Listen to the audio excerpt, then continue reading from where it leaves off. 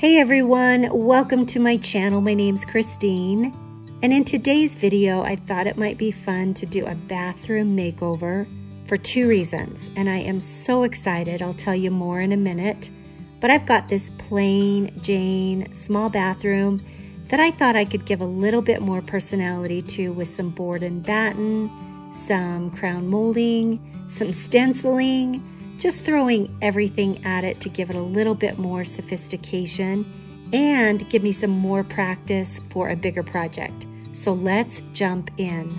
But first, if you are in the mood for some furry goodness, this is our sweetest little barn cat, and you can see how fun the horses are with her. She definitely rules the roost. And then we had a couple warm days finally where the horses could go outside and play. So take a minute out of your day and hopefully you'll enjoy.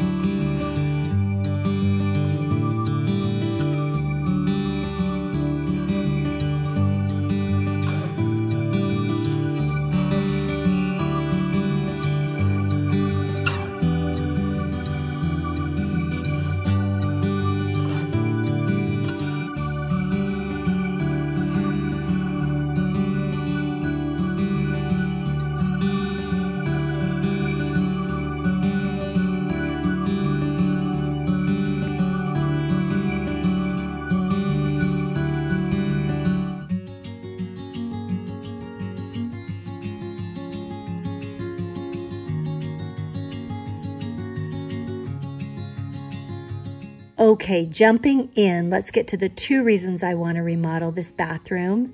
The first one, pretty simple. It's just kind of plain. You may actually remember that flowers tin that I thrift flipped last year. And while I love that pop of color, it's just time to change. I just removed a picture from that wall. That's why there's some tape on the wall. I love the dark gray vanity. And I also want to give a dark, moody color to the walls a little bit as well with some stenciling. I love these faucets. They're chrome, and I picked chrome because we had brass in our last home, and I'm kind of regretting that. I may change these to brass down the road. I love this light fixture. I got it from Wayfair, I think. If anyone's interested, I'll try and find the link. And then these are tall ceilings, so I can do some fun, chunky crown molding. And a side note, when I was cutting the crown molding, I had the cutest little visitors, so stay tuned for that. And then everybody knows this tile. When I first picked it out, I thought it was so original, and I've since seen it everywhere, but I still think it's fun, and I love the pattern for this bathroom. So those are a few of the basics, but the second reason I'm so excited when I got back from Round Top, Texas, for those of you who saw my last video, I was so inspired and motivated to build a piece of furniture that was way too pricey there.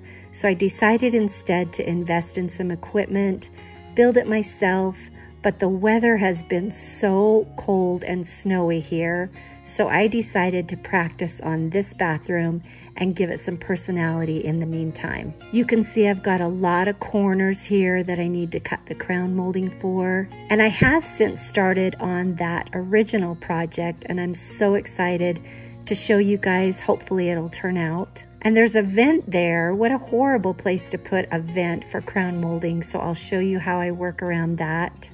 And then this little flower hook, which I love, but it's just a little youthful, so I need to move that to a kid's bathroom and get rid of those flowered towels and just give a little bit more sophistication to this bathroom. So a last look at this bathroom. I'll tell you the mistakes I made along the way and the things I wish I did differently, but hopefully we can turn this up a titch.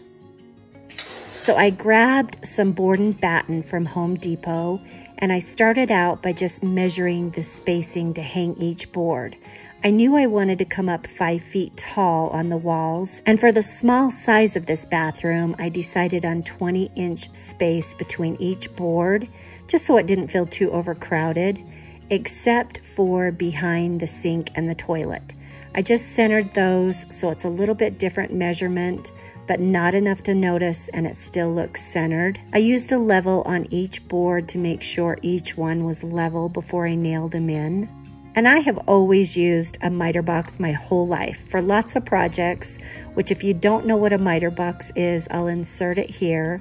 But I absolutely think it's the best way to learn, especially for crown molding, because crown molding's a little bit more tricky, and I think learning on the miter box helped me a ton. And they're very inexpensive. You can see it's lightly snowing out here, but I am determined to pretend that it's springtime and get some projects done.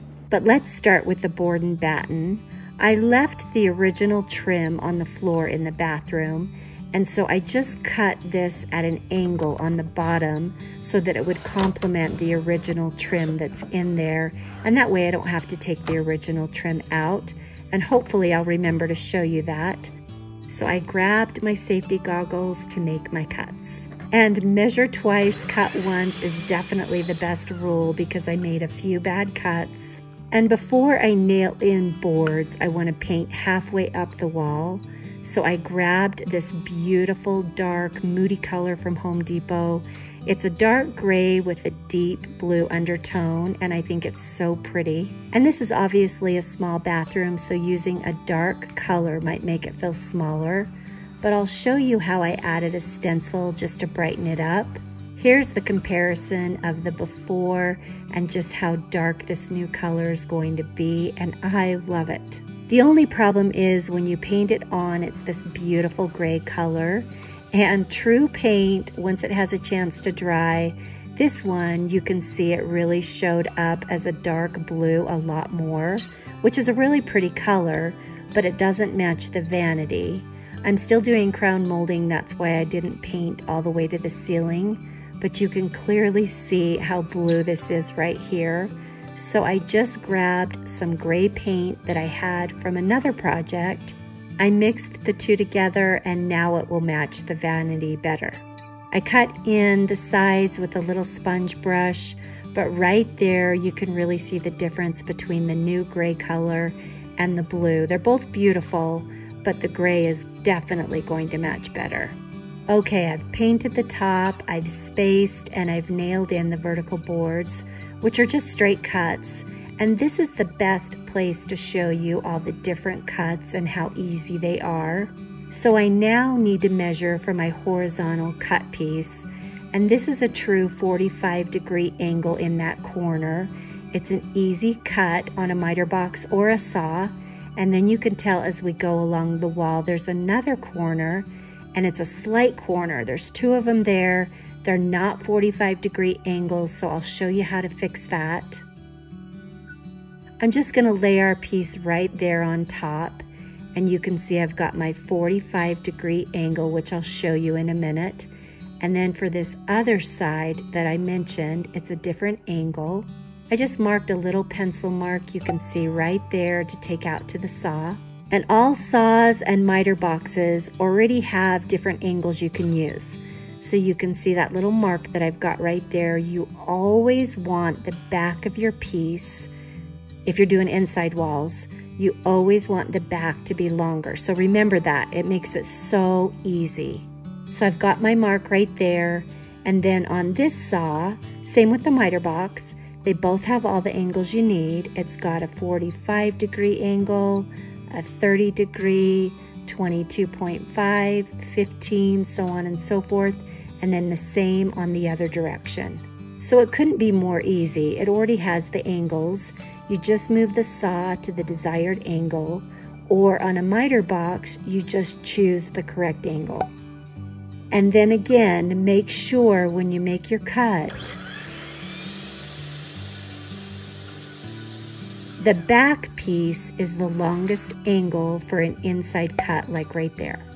And so it fits on that side and it fits on that side. I can balance it, and that is awesome. Now we just need to make the slight angle cuts on both these sides here.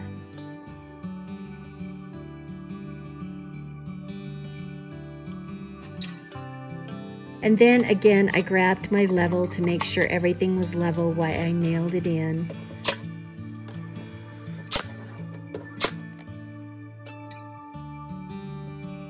And my first little mistake, I have a little gap right there, but I can fill it in with some caulk later on.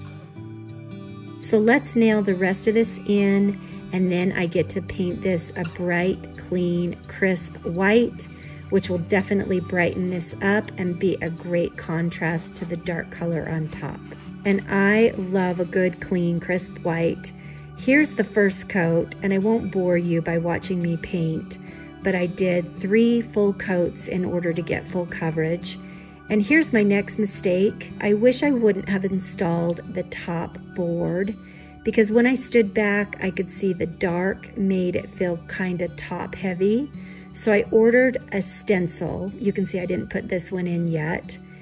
And I ordered a stencil to kind of mimic wallpaper, which for me, I love to redecorate. And it's so much easier than having to remove wallpaper down the road. And it has the same look as wallpaper. And it will tie the 2 spaces together and brighten it up even more, while still allowing me to do this dark, beautiful color. And the best tip for stenciling is make sure your brush or your roller is almost completely dry. There's barely any paint on it, and that way you won't have any bleed through. And voila, I think this is so pretty thus far. I do need to fix a couple little spots where I got bleed through, but I can sand those down a little bit. But so far, so good. I just needed to disconnect the lighting for a bit so I could paint underneath that. And I am loving this. It definitely brightens everything up a lot. And remember, we're going to do crown molding at the top, and I'll put the boards back on. So a little sneak peek there. Let's put the glass shades back on the light and start with the crown molding. Okay, I just got molding from Home Depot, some really pretty, thick, chunky crown molding. Look how much prettier that top one is. It almost looks like it's been stained. I'm gonna paint them white, but it sure looks pretty. And then I practiced with a couple cuts. I learned on a miter box, as I said, but I think it helped me so much to get the hang of this saw. But the saw has saved me a ton of time. And there's some differences to cutting crown molding. First of all, the bottom of your crown molding always goes up, so you always want to cut the crown molding upside down. And then the similarities are, if you're doing the inside walls again, you always want the back of your angle to be the longest. And then you also need to hold the molding as if it was attached to the wall. So you can see I've got it standing up here, and the same with the miter box. Make sure it's standing up as if it was attached to the wall before you make your cut. And so for crown molding, you don't need to tilt the saw up top. You need to move this bottom piece. But it has all the same angles, the 15, 30, 22.5, etc. And I'm moving this to a 45-degree angle. You can kind of see down in there, I'm going to put it to 45. But the best way I can explain it is it's kind of opposite. So if you're making a cut on the right side of the crown molding, and remember your piece is always upside down so it will go against the left side of the wall, so you turn your saw to the left like I have here. So it's kind of opposite because you're cutting on the right side. So I feed my molding through to find my pencil mark. There's the pencil mark again for a right side cut. And I've got the molding and I put it up against the back of the fence as if it was on the wall, and the bottom piece on the bottom. And then I just line it up so that the saw hits the very top of that pencil mark. And it's actually going to cut at a diagonal. It's not going to cut straight on my pencil mark. It's going to cut on an angle.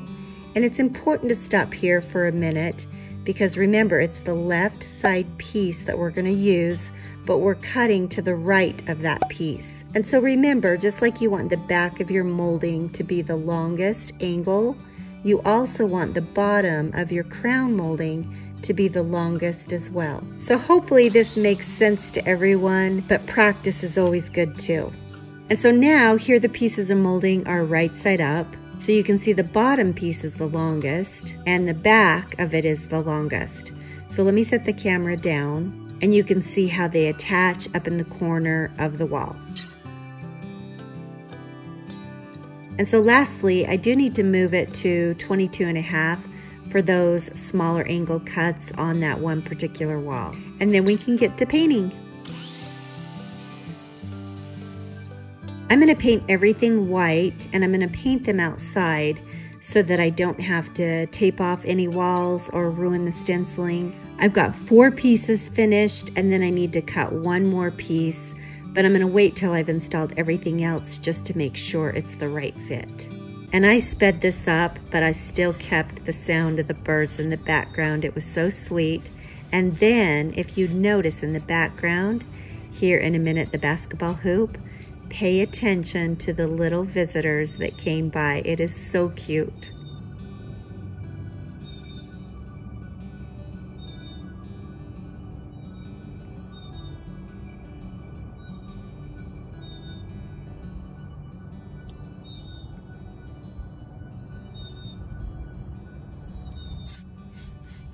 Cute birdies.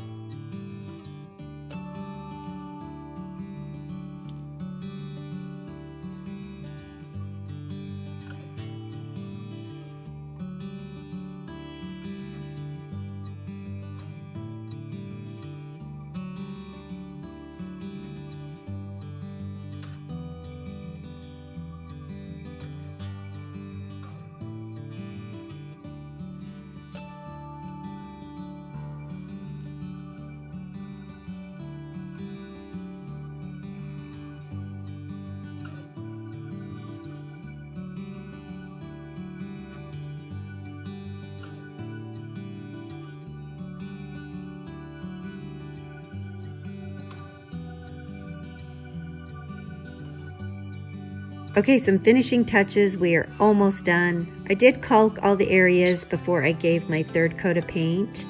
And another mistake, and more intentional on my part, I didn't glue the boards to the wall before I nailed them in. And for me, it's better because if I ever want to remove them and do something different, I can just pop them off. But if you're ever doing a board and batten that you want to keep forever, make sure to glue them down before you nail them in for a better finish. And I'm not going to bore you and have you watch me install crown molding, but I do want to show you how I fixed to go around this vent. So I just held my piece of molding up there and made little marks on each side of the vent. And I took it outside and cut each of those notches out to accommodate for the vent. But I made another little notch right next to the first one. And then I hammered that out with a screwdriver and a hammer and just popped it out. Just enough space for my jigsaw to fit in there and turn so that I could cut lengthwise.